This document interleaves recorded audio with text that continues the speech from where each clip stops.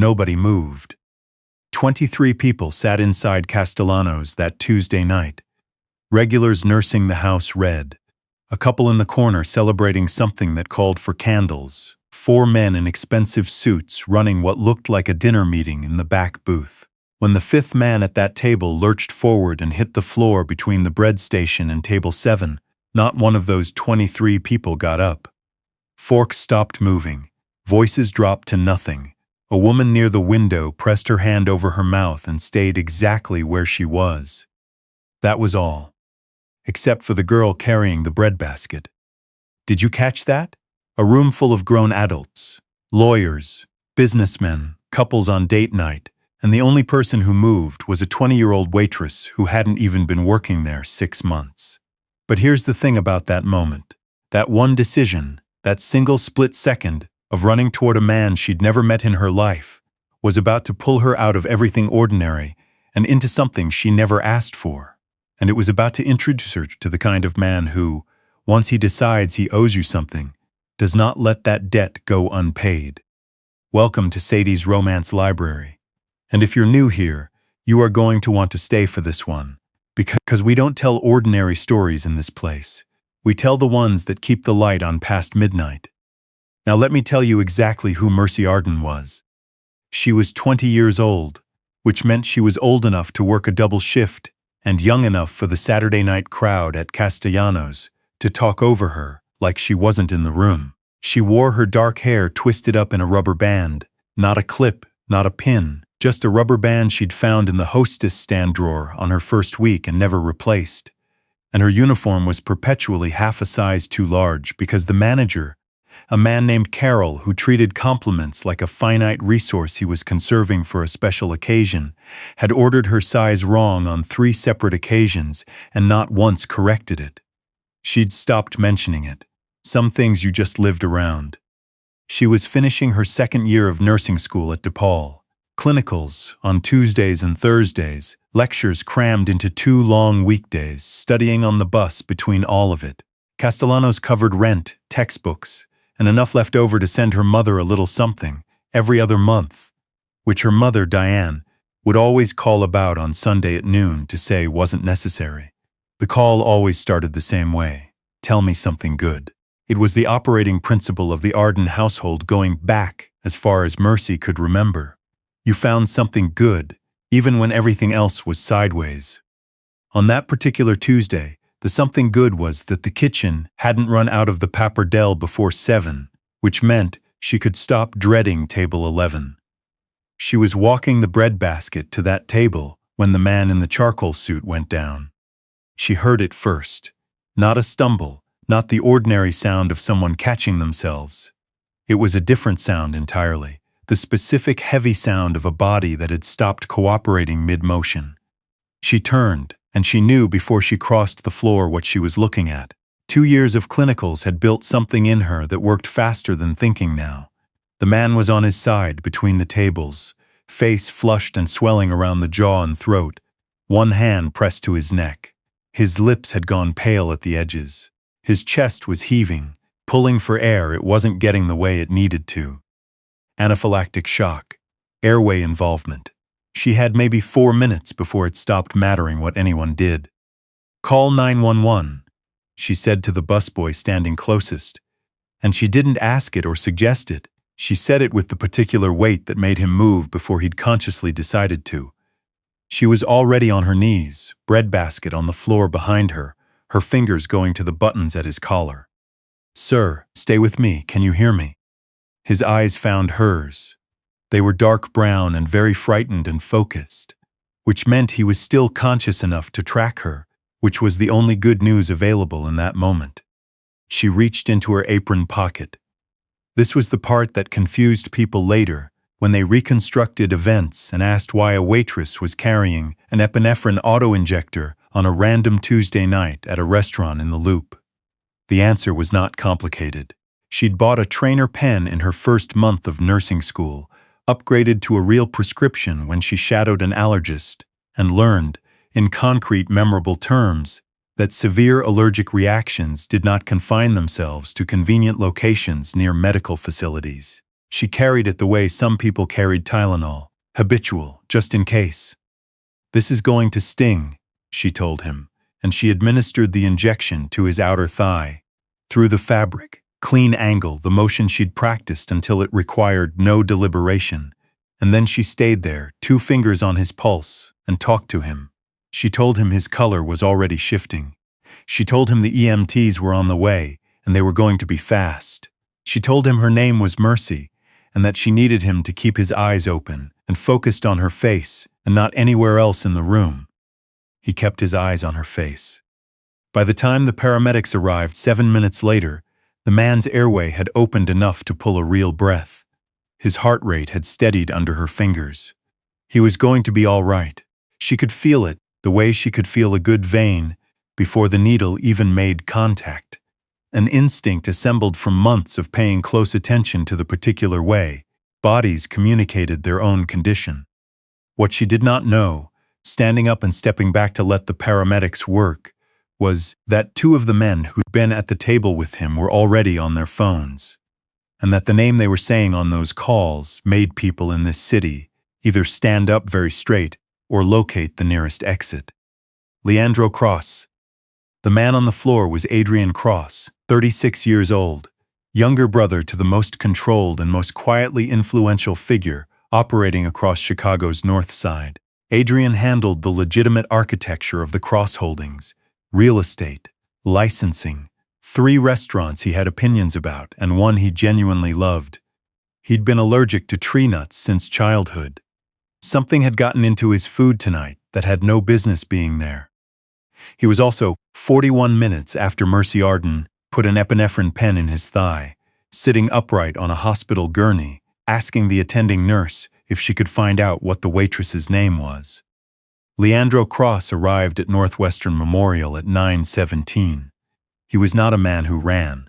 He walked at the pace of someone who understood that urgency and panic were different things, and only one of them was useful, and the people around him moved aside without quite registering that they'd done it.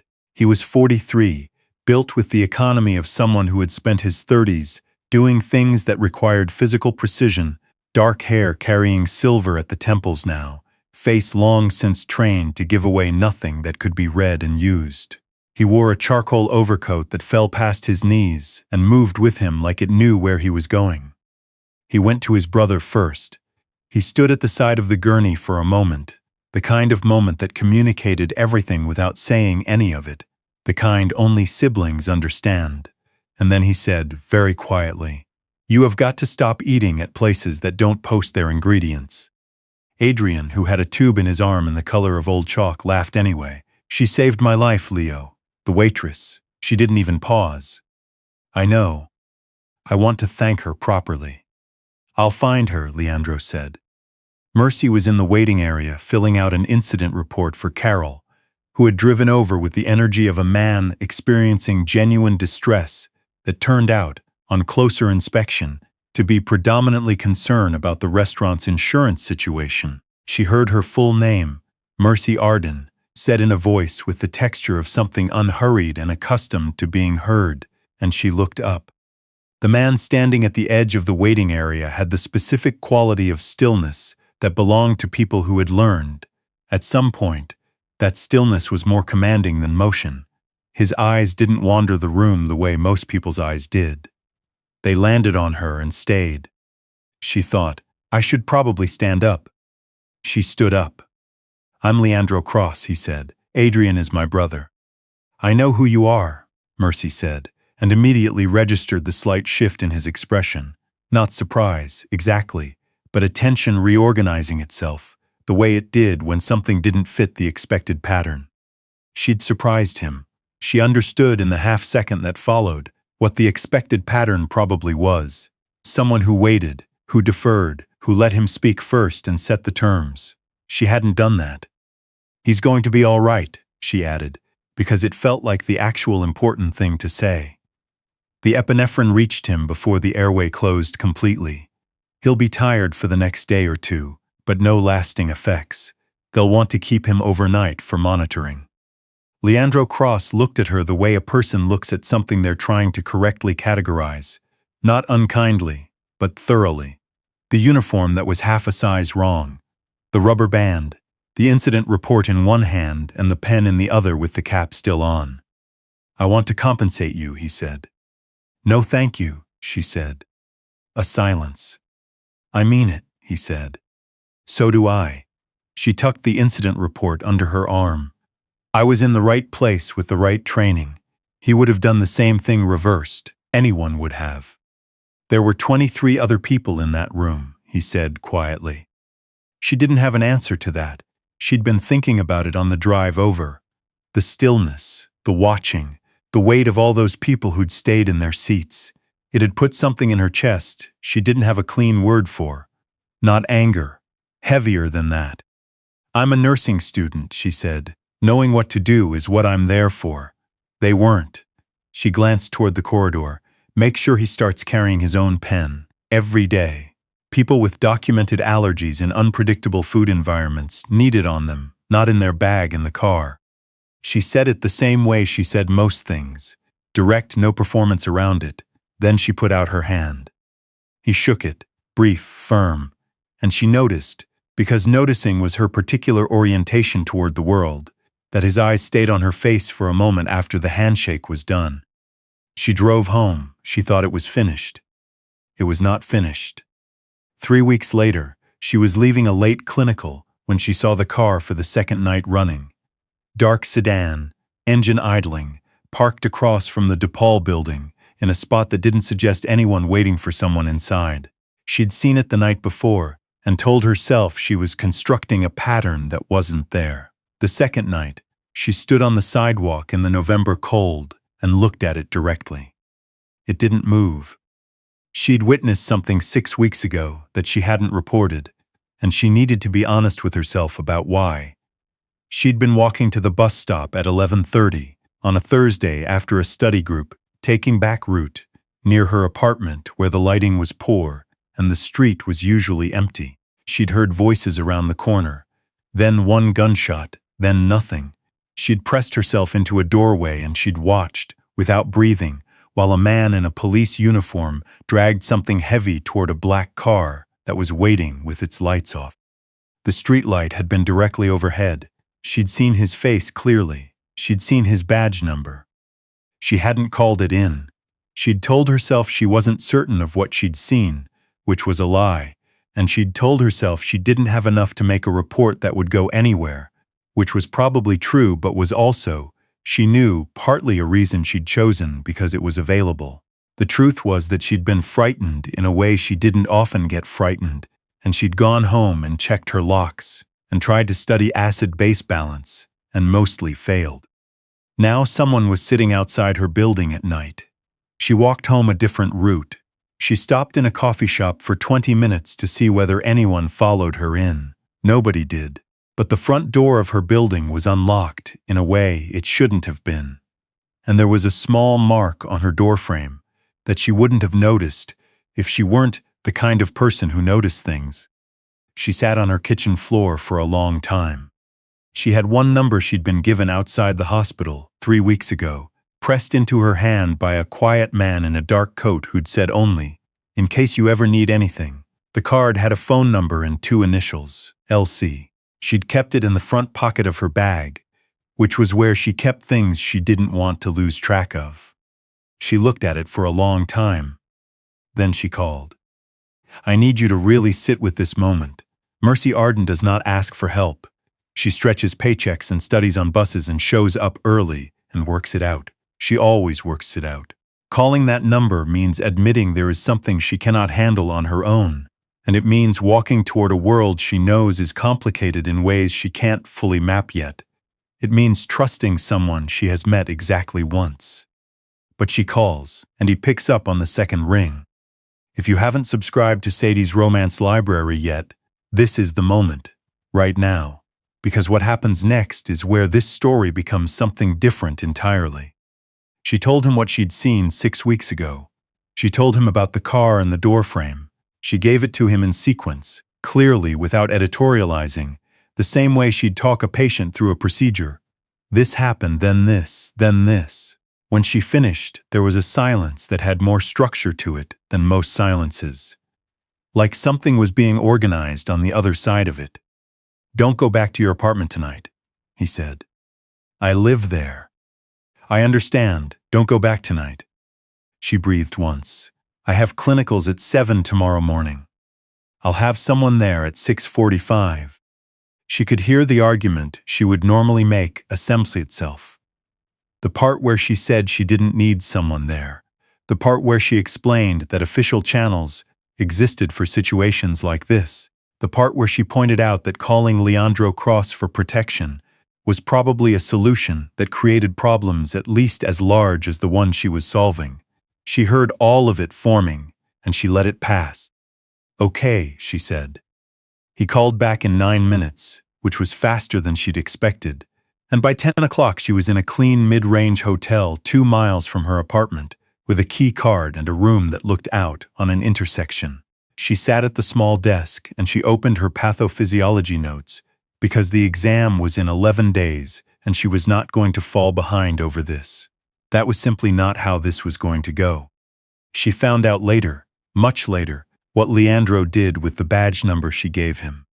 The number belonged to a detective named Varnes, 22-year record, commendations framed and hung, the kind of career that looked, on every surface that anyone examined, like a model of institutional integrity. What it was on the inside was something Leandro Cross had been trying to verify for nearly 2 years. Varnes was providing operational cover for a network moving north out of the south side, a rival operation that had also been running money to a city councilman named Hatch, who had been systematically dismantling favorable zoning and licensing arrangements for cross-affiliated businesses through mechanisms that were technically legal and therefore maddening in a specific and particular way. Mercy hadn't known any of this. She'd been walking to a bus stop. But the thread she'd been pulling on turned out to connect to everything. She met Leandro at his offices 4 days later, not a restaurant this time, a floor of a building in the Loop that looked exactly like any other financial services company. Glass and neutral carpet and people who worked at standing desks and engaged in the particular professional courtesy of not making eye contact with visitors they didn't know. He met her in a conference room. There was coffee. She took it. He sat across from her and didn't waste time on an introduction. "I know what Varnes is connected to," he said. "I've known the shape of it for almost 2 years. What I didn't have was a witness account that could be documented and used." "I don't know that I'm a witness," she said carefully. "I saw something that I can describe. I can't prove what it means. A credible person with a clean record who was present at the location gives me a verified starting point." He leaned forward. "I'm not asking you to testify in open court. I'm asking you to give a formal account, documented, sealed, held by a lawyer who is insulated from both Varnes and the people Varnes works with. Once that document exists, it becomes leverage." She looked at him steadily. Leverage for what, exactly? For making certain they cannot continue to operate in this city. She thought about the man sitting across from her, about the room she was in, about the fact that she was here because she'd stuck an epinephrine pen into a stranger's thigh 6 weeks ago, and the consequence of that had brought her to this exact chair. She thought about the 23 people who hadn't moved, and about the man outside the DePaul building at night, and about the mark on her doorframe. She thought about what it meant that no one had gone back for the mark on her doorframe yet. "And after," she said, "after all of it, what happens to me?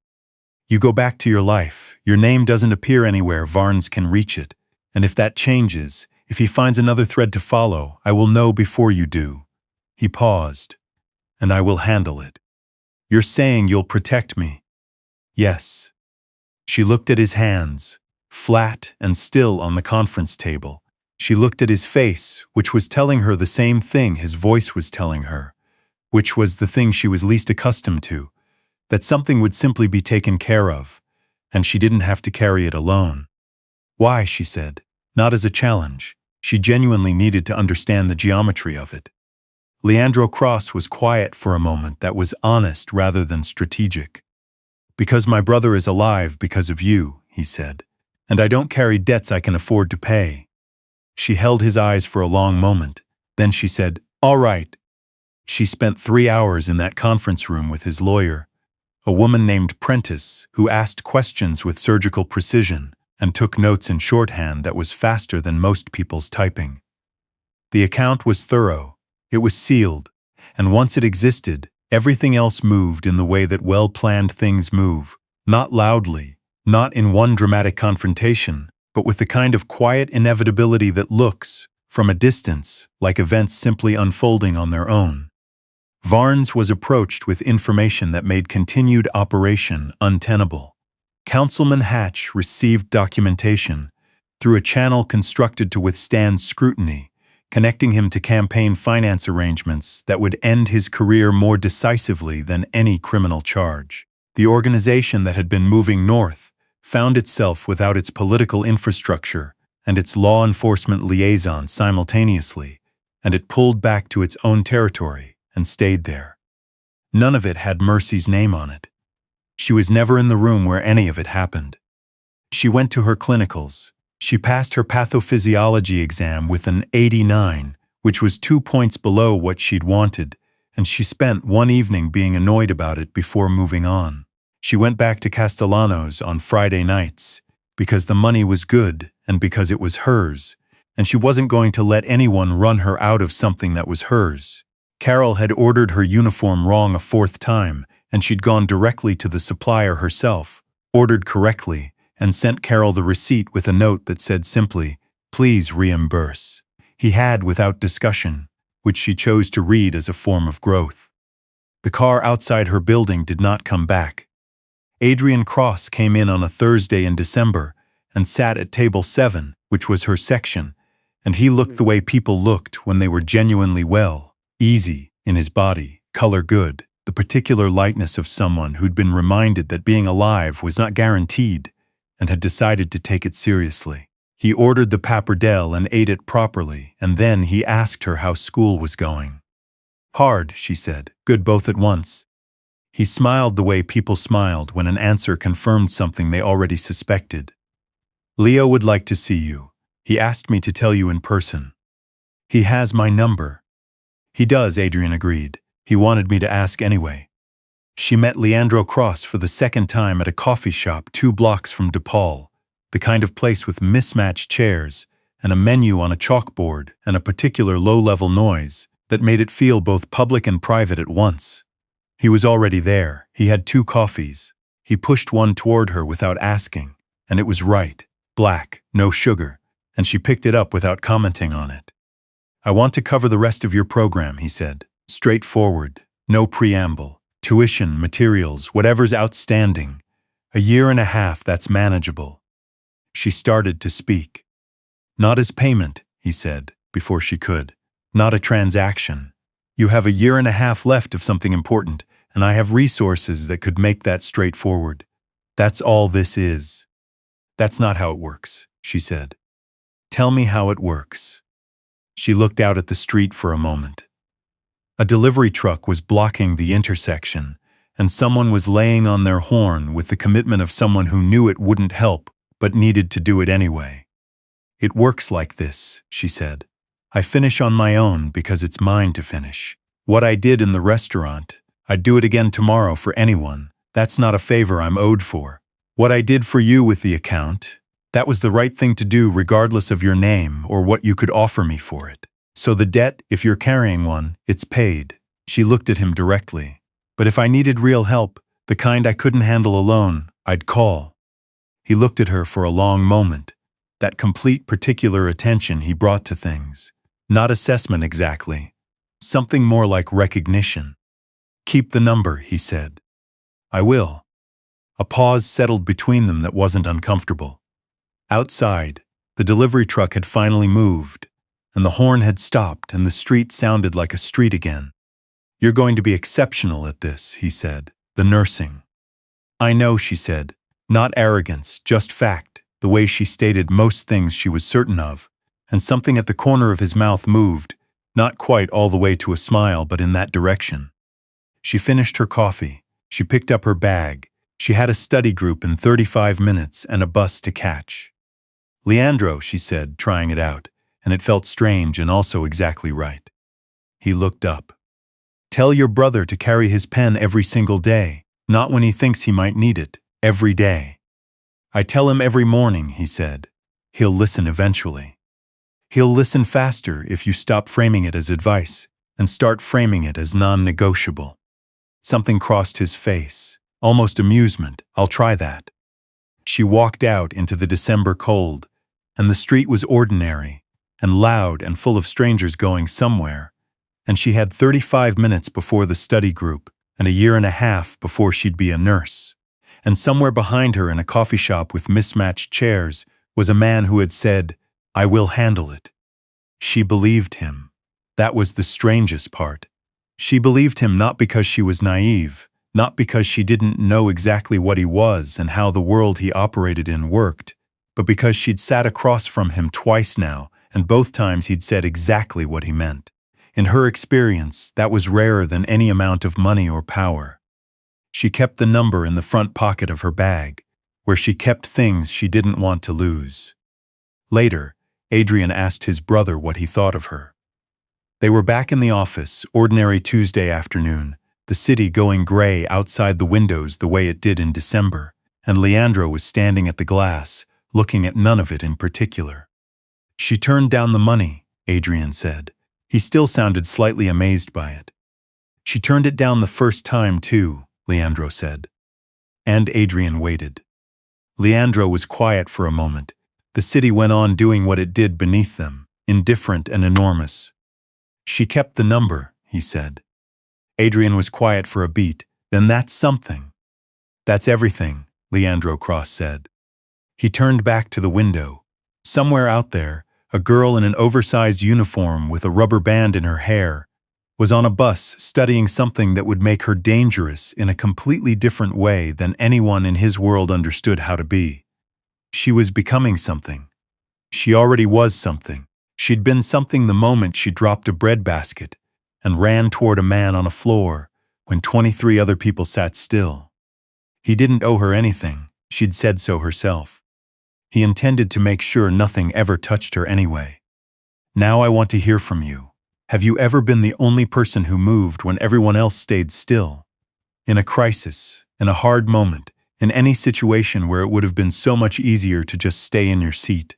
Drop your story in the comments. I read every single one. And if Mercy's kind of quiet courage hit you somewhere real tonight, leave a like. It takes 1 second, and it means everything to this channel. Subscribe to Sadie's Romance Library and turn on notifications, because we put out a new story every single week, and every single one is the kind that makes you feel something true. We'll see you in the next one.